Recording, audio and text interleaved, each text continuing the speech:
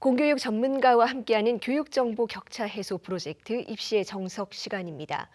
2026학년도 입시를 치른 학생들이 하나, 둘 졸업하면서 이제는 예비 고3들의 시간이 본격적으로 시작됐습니다.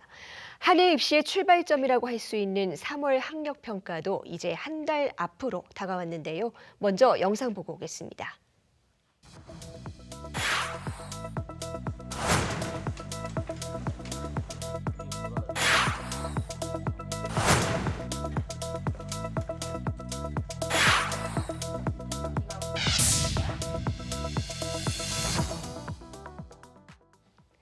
네, 서울 한영고등학교 정슬기 선생님과 함께 이 3월 학력평가 준비 방법과 선택 과목 결정 기준까지 자세히 짚어보겠습니다. 선생님 어서 오세요. 안녕하세요. 네, 고3 올라가서 치르게 되는 이 첫 학력평가도 굉장히 중요한 출발점인데요. 먼저 이 시험에 어떤 의미가 있는지부터 짚어볼까요? 네, 고등학교 3학년 3월 학력평가는 고3이 되어 처음 치르는 전국 단위 시험이라는 점에서 의미가 큽니다.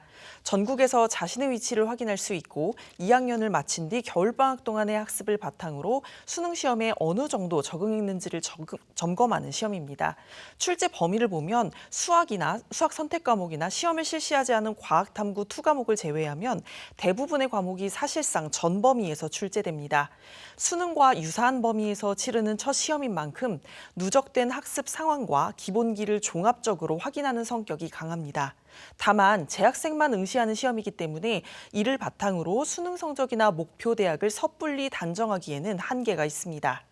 따라서 결과에 일희일비하기보다는 영역별 강점과 약점, 문제풀이 순서와 속도, 선택 과목 적응 정도를 점검하는 그런 자료로 활용하는 것이 바람직합니다. 특히 학력평가 성적표에는 영역별 분석 자료, 보충학습이 필요한 문항 정보, 정오표 등 학습 보완점을 파악할 수 있는 정보가 많이 담겨 있기 때문에 이후 학습 계획 수립에 적극 활용하면 좋겠습니다. 네, 고3 수험생들 입장에서는 무엇보다 이 선택 과목을 뭘 고를까가 굉장히 고민거리 아니겠습니까? 이 선택이 수능까지 이어지게 될 가능성이 큰데 어떤 기준으로 고르는 게 좋겠습니까? 네, 이미 선택 과목을 정해두고 준비하고 있는 학생도 있고 아직 조정을 고민하는 학생들도 있을 텐데요. 학생들이 많이 선택하는 과목인지보다는 본인의 학습 경험과 부담 수준을 바탕으로 선택하는 것이 중요합니다. 예를 들어 어떤 과목에 흥미를 느끼며 공부해왔는지, 수식이나 그래프 해석이 비교적 수월한 편인지, 또 개념학습부터 문제풀이까지 전 과정을 수능까지 안정적으로 이어갈 수 있는지 등을 고려할 수 있습니다. 또 학교에서 배웠거나 앞으로 배울 과목과의 연계성도 중요합니다. 학교 수업과 연결된 과목을 선택하면 예습과 복습 효과를 높일 수 있고 시간 관리 측면에서 유리하지만 수업과 괴리가 큰 과목은 학습 부담이 크게 늘어날 수밖에 없습니다. 마지막으로 지원 희망 대학과 모집 단위의 전형 기준도 반드시 확인해야 합니다. 선택 과목 지정이 계속 폐지되는 추세이긴 하지만 여전히 과목에 따라 지원 가능 여부가 달라지는 경우가 있기 때문입니다. 네, 말씀해 주신 것처럼 이 선택 과목 지정이 계속 폐지 추세이기 때문에 또 생기는 또 특별한 현상, 자연계열 학생들이 사회탐구 과목을 선택하는 이른바 사탐런이라든지 확통런 같은 현상이 또 화두가 되고는 하는데 올해 입시에서는 어떻게 전망하십니까? 네, 자연계열 학생들이 사회탐구와 확률과 통계를 선택하는 흐름은 대학들이 수능 응시 과목 지정을 완화하거나 폐지하면서 이미 이전 입시부터 이어져 오고 있었던 현상이었습니다. 그 배경에는 미적분과 과학탐구 과목이 갖는 학습 부담이 있습니다. 두 과목 모두 난도가 높고 학습량도 많다 보니 여러 영역을 동시에 공부해야 하는 학생들 입장에서는 부담이 좀 덜하다고 느껴지는 과목으로 이동한 경우가 늘어난 것입니다. 수학의 경우에는 최근 선택 과목 간 점수 격차가 이전보다 줄어들면서 선택 과목에 따른 불리함에 대한 인식도 다소 완화되었습니다. 과학탐구는 응시 인원이 크게 줄어든 상황인데 일부 대학과 의학학 계열을 목표로 하는 최상위권 학생들이 과학탐구 선택을 유지하면서 성적을 안정적으로 확보하기가 더 어려워졌다는 인식도 영향을 미쳤습니다.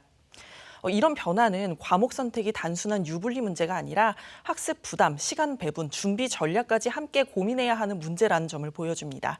따라서 흐름에 휩쓸려 선택을 하기보다는 자신의 과목별 준비도와 학습 지속성, 그리고 지원 희망 대학의 전형 기준을 함께 판단하는 것이 중요합니다. 네, 이게 뭐 절대적인 시험은 아니긴 하지만 첫 출발 잘하면 참 좋죠. 앞으로 남은 한 달 동안 어떤 부분을 집중적으로 준비하면 좋습니까?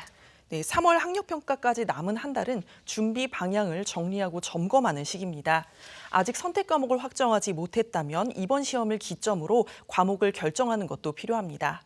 또 2학년 과정에서 학교 진도가 이미 끝난 공통 과목이나 선택 과목이 있다면 학기 중에는 따로 시간을 내서 공부해야 하므로 남은 기간 동안 해당 과목의 완성도와 취약한 부분을 점검해 두는 것이 좋습니다.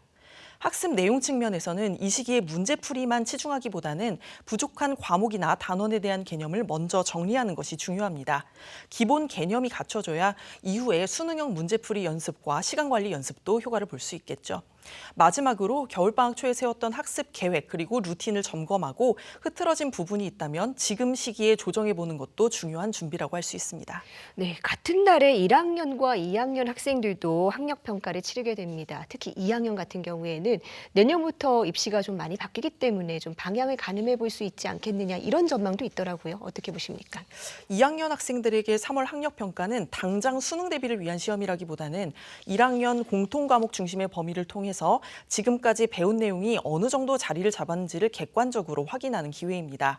이 시기에는 시험 준비와 함께 겨울방학 동안 세웠던 학습 계획, 생활 루틴이 잘 유지되고 있는지 그리고 필요한 부분은 보완할 필요가 있는지 이런 것들을 확인하는 것이 중요합니다. 또한 3월 학력평가 결과는 이후 수시와 정시를 포함한 입시 전략을 고민할 때 참고 자료로 활용할 수 있고요.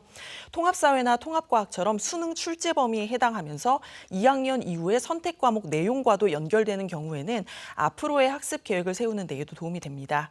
결국 2학년 학생들에게도 3월 학력평가는 성적 그 자체만큼이나 어떻게 활용하느냐가 더 중요한 시험이라고 볼 수 있습니다. 네, 1학년 학생들이 이제 막 고등학교 입학한 시점에서 이 시험을 치르게 되거든요. 어떤 걸 대비해야 되고 또 결과는 어떻게 활용하면 좋습니까? 네, 고1 학생들한테는 3월 학력평가가 고등학교에서 치르게 되는 수능형 시험을 처음 경험해보는 자리라고 할 수 있습니다.